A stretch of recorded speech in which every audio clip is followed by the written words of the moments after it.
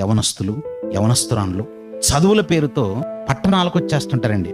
ఈ పల్లె ప్రాంతాల్లో కల్చర్ ఎలా ఉంటుందంటే, అలా చదువుకు వెళ్తున్నా, ఇదిగో ఓ కిరాణా కొట్టుకు వెళ్తున్నా, ఓ మార్కెట్కి వెళ్తున్నా, అందరు మనల్ని చూస్తుంటారు కనుక ఒళ్ళు దగ్గర పెట్టుకొని ఊర్లో మనం పేరు పాడు చేసుకోకూడదని జాగ్రత్తగా ఉంటారు. కానీ పట్టణాలకు వెళ్ళిపోయేసరికి ఎలా ఉంటుందంటే అసలు ఈయన ఎవడు గుర్తుపట్టాడు.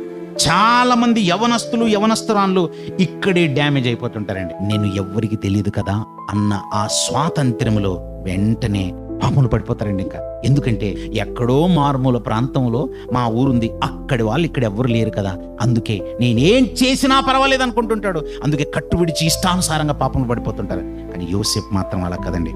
తల్లిదండ్రులు నన్ను చూడట్లేదు కదా, కుటుంబ సభ్యులకు నేను కనబడట్లేదు కదా, నన్నెవరు చూస్తున్నారులే, పోతిఫర్ భార్యే నన్ను పురికొల్పుతుంది కదా, పాపంలో పడిపోదామని అనుకోలేదండి. వీళ్ళెవ్వరు చూడకపోయినా నా దేవుడు నన్ను చూస్తాడు అని జ్ఞాపకం ఉంచుకున్నాడండి. దేవుడు చూస్తాడా? దేవుడు అన్నీ చూస్తాడు.